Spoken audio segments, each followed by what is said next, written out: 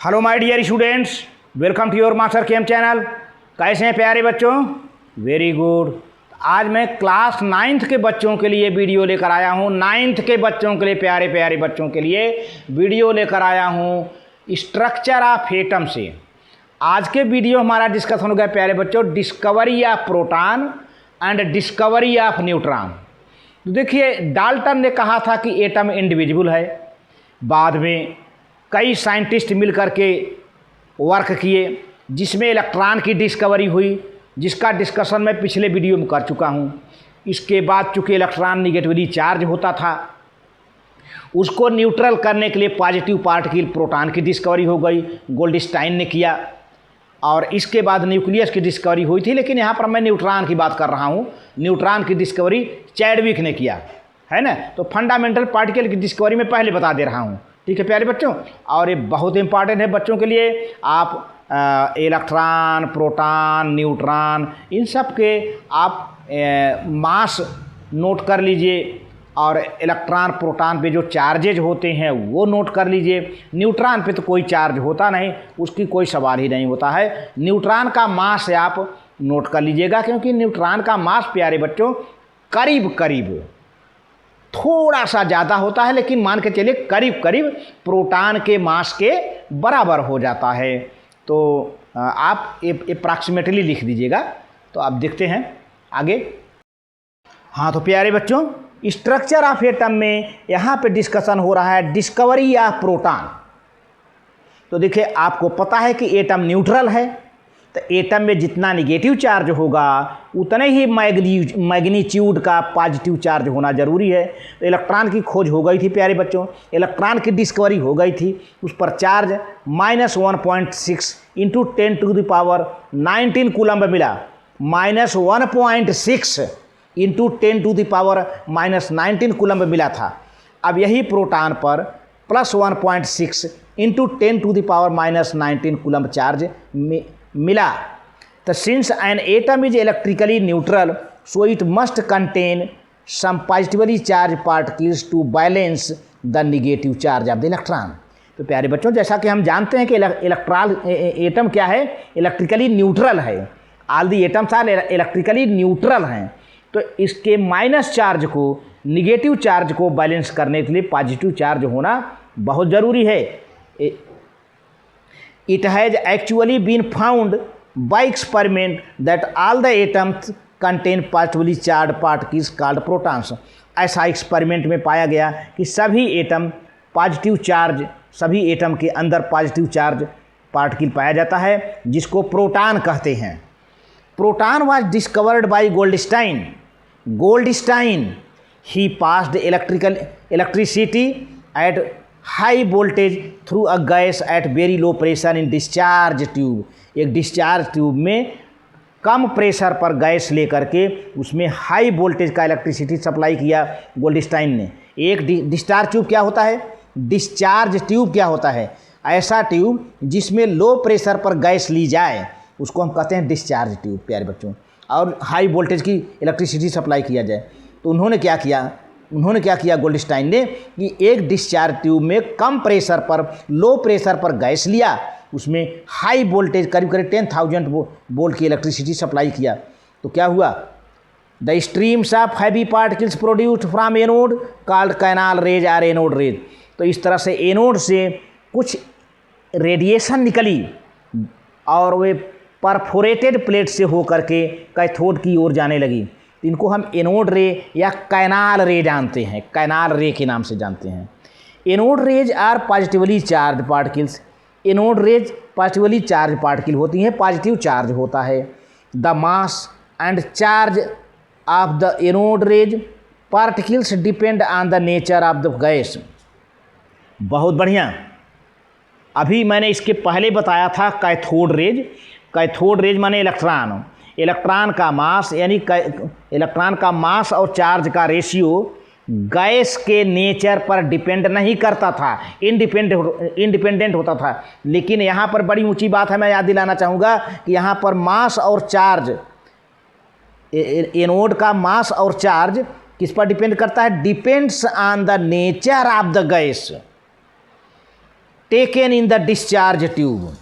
लेकिन यहीं कैथोड के लिए, यहीं इलेक्ट्रॉन के लिए मास और चार्ज जो है डिस्चार्ज ट्यूब में जो गैस भरी होती थी डिपेंड नहीं करता था। अब यहाँ पर क्या कर रहा है कि मास and charge of the anode rays particles depend on the nature of the gas taken in the discharge tube. ये बहुत मोटी बात है प्यारे बच्चों। Different gases give different types of anode rays, है ना। हर गैस हर टाइप का अपना अलग अलग टाइप का एनोड रेज प्रोड्यूस करता है, which contain positively charge particle. लेकिन चाहे जो भी हो, चाहे जो भी गैस हो, जो एनोड रेज निकलता है वो पॉजिटिवली चार्ज पार्टिकल उसमें होते हैं। Having different masses and different charges, जिसमें डिफरेंट मास होती है, डिफरेंट चार्ज होता है। अब रही बात हाइड्रोजन की, बात की है। हाइड्रोजन सबसे हल्की गैस होती है और हाइड्रोजन का एटम सबसे लाइट एटम होता है। तो हाइड्रोजन गैस अगर लिया जाए तब अन्य गैस के लिए नहीं, अन्य गैस के लिए एनोड रेज को आप प्रोटॉन नहीं कहेंगे। ध्यान दीजिए, मेरी बात को खूब ध्यान से सुनिए। अन्य गैस से प्रोड्यूस एनोड रे को आप प्रोटॉन नहीं कहेंगे। अगर हाइड्रोजन गैस से जो एनोड रे निकलती है उसको प्रोटॉन कहेंगे, केवल हाइड्रोजन के, क्योंकि उसमें प्यारे बच्चों एक इलेक्ट्रॉन एक प्रोटॉन होता है। अगर एक इलेक्ट्रॉन निकल गया तो क्या बचेगा? प्रोटॉन। बहुत बढ़िया, आप ध्यान दीजिए। आप बच्चों के अंदर ये होता है कि सभी एनोड रे को हम प्रोटॉन कह सकते हैं ना, सभी एनोड रेज पॉजिटिव होते हैं, बात सही है। हाइड्रोजन गैस से भी जो एनोड निकलेगी वही पॉजिटिव होता है, लेकिन हाइड्रोजन में प्यारे बच्चों एक इलेक्ट्रॉन एक प्रोटॉन होता है। जब एक इलेक्ट्रॉन निकल जाएगा तो एक प्रोटॉन बचेगा। तो hydrogen gas is the lightest gas and hydrogen atom is the lightest atom. Hydrogen atom एक हल्का एटम होता है। So the positive particles obtained from hydrogen gas are made up of same type of positive particles and these particles are called proton. यानी hydrogen plus ion, hydrogen plus ion, ये hydrogen है और hydrogen में से ये H2 है। Hydrogen में से प्यारे बच्चों आप इलेक्ट्रॉन निकाल दीजिए तो क्या हो जाएगा? Hydrogen plus charge. देखिए ये H2 है, ये H2 है ना। अब इसमें से 2H आयन और 2 इलेक्ट्रॉन निकल गया तो क्या हुआ? प्रोटॉन ही तो बना। तो जब इलेक्ट्रॉन निकल गया तो क्या बचेगा? प्रोटॉन। इसीलिए the anode raise obtained from hydrogen, आप इस चीज़ को ध्यान दीजिए, ये बार बार मैं इसको अट्रैक्ट करवा रहा हूँ कि anode rays obtained from A hydrogen gas consists of proton. ठीक है, तो ऐसे एनोड रेज जो हाइड्रोजन गैस से मिलती हैं उसमें प्रोटॉन होता है, वो प्रोटॉन से मिलकर बनी होती हैं। A proton formed by the removal of an electron from hydrogen atom. The charge of proton is positive plus 1.6 into 10 to the power minus 19 coulomb and mass is 1.6 into 10 to the power minus 24 gram. It is found in the atom of the all element. सभी element के atom में proton पाया जाता है प्यारे बच्चों। अच्छा, अब discovery of neutron. Neutron was discovered by Chadwick in 1932। Chadwick ने 1932 में न्यूट्रॉन की डिस्कवरी किया, न्यूट्रॉन को खोजा। He bombarded alpha particles on beryllium atom. Beryllium atom पर, बेरिलियम बेरिलियम एटम पर अल्फा पार्टिकल का बम्बार्डमेंट कराया। यह बेरिलियम एटम कार्बन में कन्वर्ट हो गया और साइड में एक पार्टिकल भी निकला जिस पर कोई चार्ज नहीं था, उस चार्जलेस था, उसको न्यूट्रॉन कहा। It produced a particle having no any charge called neutron. Neutron is a neutral particle found in the nucleus of the atom. इस तरह से प्यारे बच्चों न्यूट्रॉन एक न्यूट्रल पार्टिकल है, चार्जलेस पार्टिकल है और एटम के न्यूक्लियस में पाया जाता है। दिस सब atomic particles neutron is not present in the hydrogen atom.